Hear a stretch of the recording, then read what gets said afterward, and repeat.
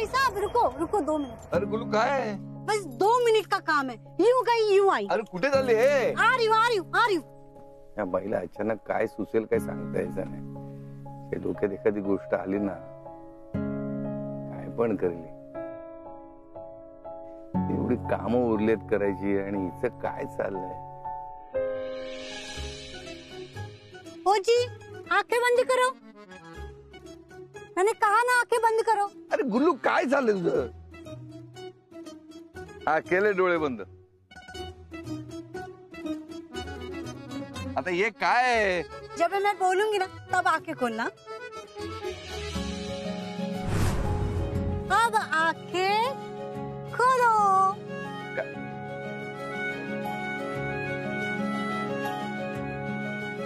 Happy birthday to you. आपका जन्मदिन है ना आज, इसलिए जी। हाँ ये लो जी। तू का? क्यों? तू खाल्लंस काय मी खाल्लं काय एकच आहे ना, आणि तसंही मला काही गोड लागणार नाही। ऐसी बातें क्यों कर रहे हो? ज्या माणसाला स्वतःला जन्माला आल्याचा पश्चाताप होतोय त्याला काय वाढदिवसाचा आनंद आणि काय, आणि ज्या माणसांसोबत मी इतकी वर्ष वाढदिवस साजरा केला त्या माणसाने आज दिवस दाखवला ना। जी दिन बदल जाएंगे, हाँ, और इंसान भी बदल जाएंगे। काय नाही। देखो जी अब भी वक्त नहीं गया है, आप कहे तो लौट चले घर। अजिबात नाही, आपला निर्णय झालाय तो बदलणार नाही। आपण मुंबई सोडून पंजाबला जायचं, कारण आता इथे आपलं कोण नाही, संपलंय सगळं। ओ जी रिश्ते कभी खत्म नहीं होते, और दिलों से प्यार तो बिल्कुल नहीं मिटता जी। हाँ वो दिखता नहीं है, पर दिल के किसी कोने में ना जरूर रहता है। आप में और दादा में जो झगड़ा हुआ है और वो गुस्से से ठान के बैठे हैं ना कि आपका चेहरा भी नहीं देखेंगे, पर मुझे यकीन है कि वो जरूर आपका जन्मदिन भूले नहीं होंगे और आपका चेहरा देखने के लिए ना तरस रहे होंगे। भाई भाई भाई भाई काय झालं? काय नाही। अरे तू बाहेर गेला होतास ना आता? गेलो होतो ना। तुला काहीच कळलं नाही त्याच्याबद्दल? नाही मी शोधण्याचा प्रयत्न केला, पण मग म्हटलं उगाच कशाला वणवण करा म्हणून परत आलो। काय उत्तर देतोय? चांगली काळजी आहे भावाबद्दल। कशाला काळजी करायची? म्हणजे तूच म्हणालास ना जो हरवलाच नाही त्याला शोधायचं कशासाठी? त्यानं त्याचा निर्णय घेतलाय, मग मी माझा निर्णय घेतला आणि परत आलो। मला तुझं म्हणणं पटलं रे दादा, पटलं। का माझं म्हणणं पटलं तुला? का? अरे दादा तूच तुझ्या शब्दांवरती ठाम नाहीयेस, बंधूची वाट बघत नाही म्हणतोस, आणि त्याच्यासाठी खीर बनवून तो परत येण्याची वाट बघतोयस ना? मी तसं काही केलेलं नाही आणि करत नाही। हा अरे दादा मनातलं प्रेम ओठावर आलं तर ओठ जळणार नाहीये। हा जर निर्णय आधी घेतला असतास ना तर आज ही वेळच आली नसती। अरे दादा फोन कर त्याला, अजूनही वेळ गेलेली नाही। तू फोन केलास ना तर बंधू नक्की परत येईल। अजिबात करणार नाही। तो गेलाय ना, त्याचा तो येईल परत। मी काय फोन बिन करणार नाही। थँक्यू। पण ब्रह्मे साहेब तुम्ही वकिली का सोडताय? वकील नाही सोडत आहे, शहर सोडतोय। अच्छा, परत भेटू आपण लवकर।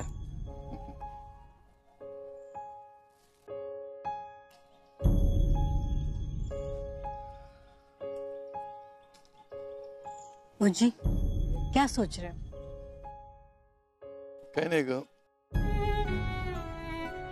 नित्य नेमाने मी इतकी वर्ष कोर्टात येतोय, पण मन भरून या जागेकडे पाहायला मला वेळच मिळाला नाही। पहिल्यांदा आणि शेवटचं बघतोय।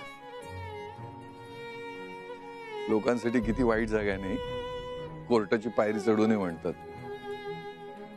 पण माझ्यासाठी हे 4 धाम आहे।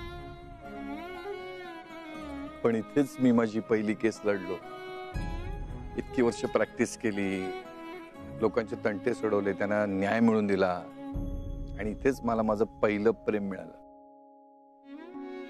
का हे ही जागा, या आठवणी सोडून जाताना वाईट हे वाटणारच ना। चल आपण तुझ्या सिटी हॉस्पिटलवर जाऊया।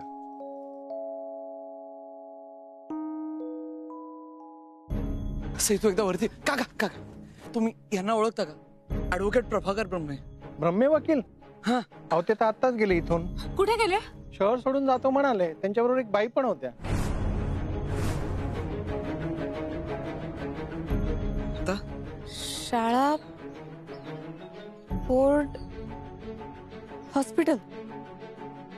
आदित्य ते हॉस्पिटल मध्ये गेले असणार आहेत नक्की. चल. ये लीजिए आपका पूरी सैलरी. जी थैंक यू जी, बहुत मेहरबानी. मेहरबानी की बात नहीं है, ये आपके हक का पैसा है. हम लोग नहीं चाहते हैं कि आप जॉब छोड़ के यहाँ से जाएं. कुछ चीजें हमें कभी छोड़ने का मन नहीं करता, पर हालात ही ऐसे हो जाते कि हमें छोड़ना पड़ता है. फिर वो नौकरी हो या अपना घर. ठीक है जी, आपको कभी भी नौकरी चाहिए तो आप आ सकते हैं. जी शुक्रिया, चलते हैं.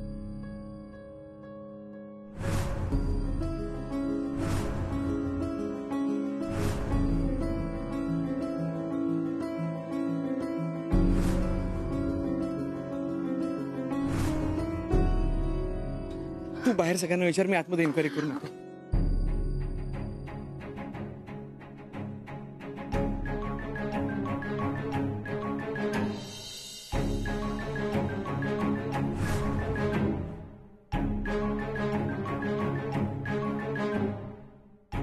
काय झालं?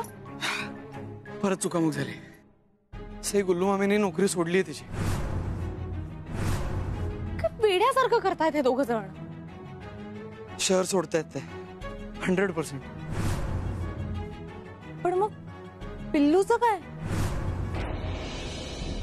हो साहेब, पण बिल्लूचं काय? वर्ष संपायच्या तर तुम्ही त्याचं लिव्हिंग सर्टिफिकेट घेताय. अगर दुसऱ्या शाळेमध्ये त्याला ऍडमिशन नाही भेटलं तर वर्ष वाया जाईल ना त्याचं. वर्ष वाया गेले तरी हरकत नाही, पण ह्या शहरात राहिलं तर त्याचं उभं आयुष्य वाया जाईल. इथल्या सगळ्या आठवणी पुसून टाकणं जास्त महत्वाचं आहे. नाहीतर सगळंच अवघड होऊन बसेल. म्हणजे असं झालं काय साहेब? खूप मोठी गोष्ट आहे दादा. परत कधीतरी. पण मी परत या शहरात आलो तर थँक्यू.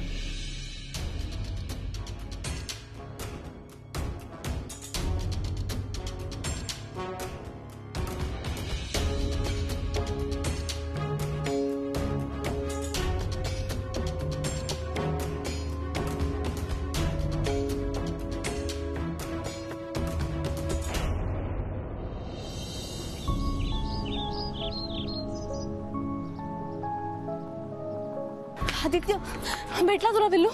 काय म्हणाला होता ना तो शाळेत? आणि हे दोघं कुठे आहेत नक्की? काही कळलं का त्यांच्याबद्दल? कुठे गेलेत ते? बिल्लू शाळेत नाहीये आणि आता तो कधीच तिथं नसणार आहे.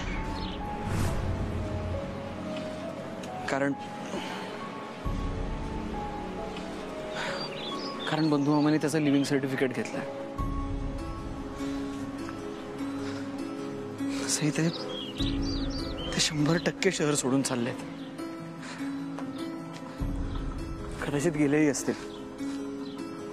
नाही नाही आदित्य, नाही. तू असं बोलू नकोस. बघ, बी पॉझिटिव्ह.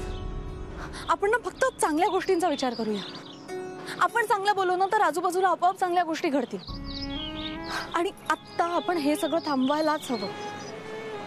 कारण आत्ता जर दादा मामा आणि बंधू मामा एकमेकांपासून दूर गेले ना तर ते कायमचे एकमेकांपासून दूर जातील. फक्त फिजिकली नाही, इमोशनली सुद्धा. त्यांच्यातलं तुटलेलं बॉन्डिंग, भावाभावांमधलं प्रेम परत कधीच जोडलं जाणार नाही. बंधू मामा तर हरून जातीलच, पण दादा मामा सुद्धा हे सगळं नाही सहन करू शकणार रे. दादा मामा दाखवत नसले ना तरी त्यांना प्रचंड त्रास होतो या सगळ्याचा.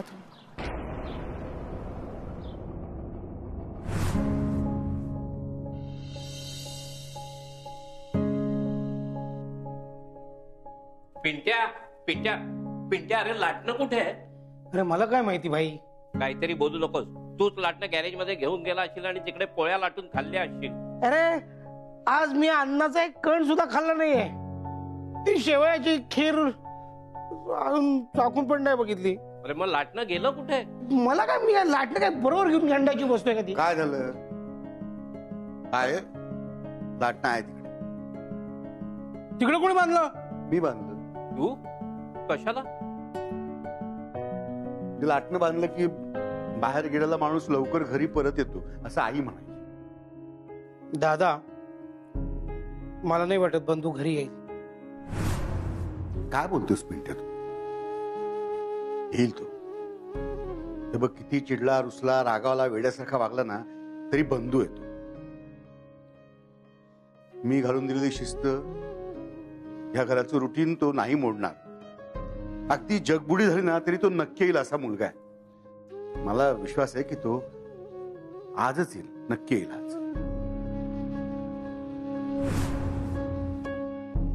सरळ घ्या, मग तिकडे एक मोठं सर्कल लागेल, निरंजन चौक, तिकडनं राईट घ्या. निरंजन चौक के राइट में तो वसंत स्मृति पड़ेगा ना? हाँ है रब्बा, हम लोग वापस घर जा रहे हैं. हाँ जा रहे हैं, लेकिन हमेशा के लिए नहीं. अगर ऐसा है तो फिर हम जा क्यों रहे? त्या घराला पण घरातल्या माणसांना जरा डोळ्यात साठवून घ्यायचंय, म्हणजे आयुष्यभर त्यांच्या आठवणीवर जगता येईल.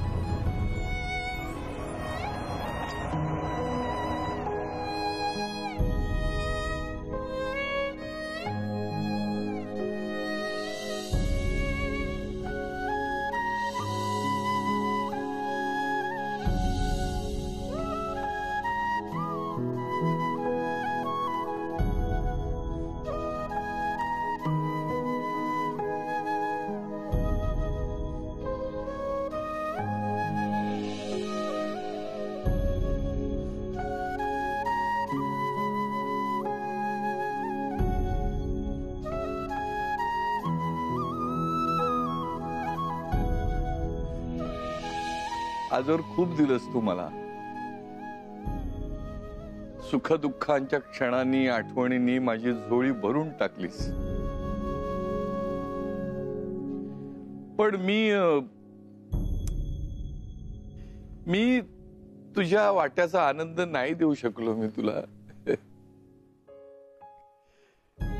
त्याचंच प्रायश्चित्त म्हणून मी आता तुला सोडून चाललोय कायमचा. माझं नाव तुझ्या पाठीवरून पुसून टाक आता. आणि माझ्या माणसाची काळजी घे.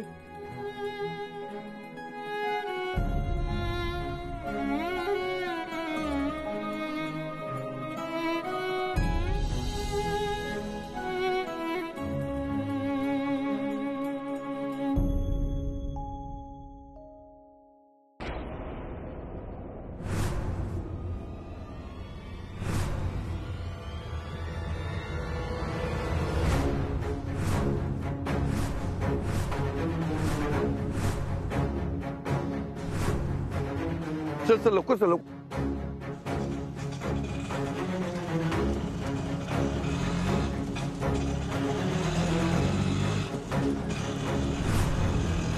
बंधू मामा. काय ग? काय? आधी अरे बंधू मामा आत्ता इथे उभे होते, घराकडे पाहत होते, मला पाहिलं आणि लगेच निघून गेले.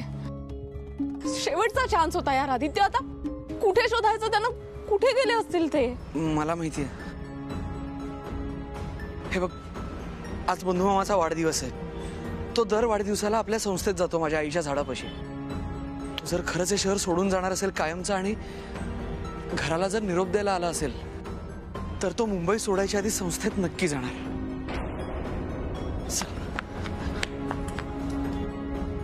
चल चल चल चल.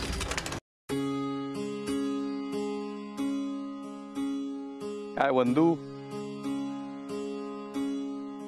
आज माझा वाढदिवस आहे, लक्षात आहे ना? तू कशी विसरणार? तू सगळ्यांचे वाढदिवस तुझ्या लक्षात होते आणि सगळ्यांचे वाढदिवस तू उत्साहाने केलेस. पण आज तू नाहीयेस आणि माझा वाढदिवस कोणाच्याही लक्षात नाहीये. गुल्लू, तुला माहितीये बंधू ना माझ्या वाढदिवशी शेवयांची खीर करायची, माझी आवडती. आणि गंमत अशी होती की आठवडाभर आधी ती ताजं तूप असे कडवायला घ्यायची. पण माझ्या लक्षातच आहे नेमकं काय सुरू आहे ते. आणि मी बदमाश. हे कसं आहे की वाढदिवसाला कोणतं गिफ्ट देणार आहे ते मी आधीच शोधून काढलेलं असायचं.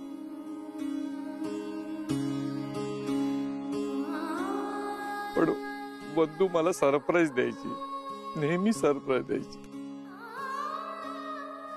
कधी कविता द्यायची, कधी ग्रीटिंग कार्ड. माझ्याकडे तिच्यात 2 वर्षाचं अंतर होतं. आधी ती झाली, मग तिला सगळे वंदू वंदू म्हणायला लागले. आणि नंतर मी झालो, आणि मग वंदूला यमक म्हणून सगळे मला बंधू बंधू म्हणायला लागले. भाईच्या आधी माझी आणि वंदूची जोडी होती. मला तिचा खूप आधार वाटायचा. माझ्या आधी आली, माझ्या आधी गेली. वंदू तू जायला नको होत.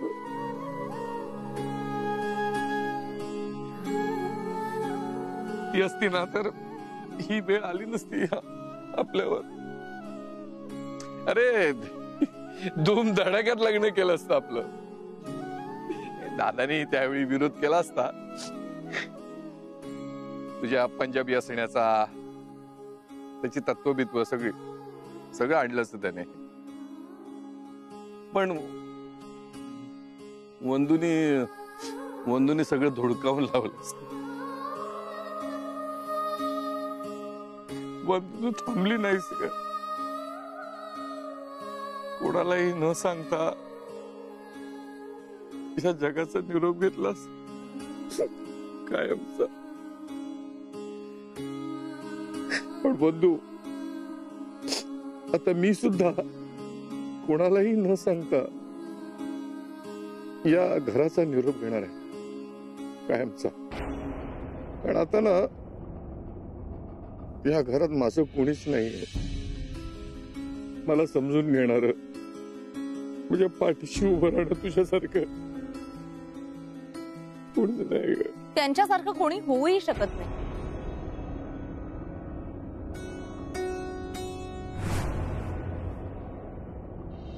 तुम्हाला काय वाटलं? खबरा मिळवणं, माहिती काढणं हे फक्त तुम्हालाच जमतं? हे मी तुझ्याचकडनं तर शिकलोय मामा.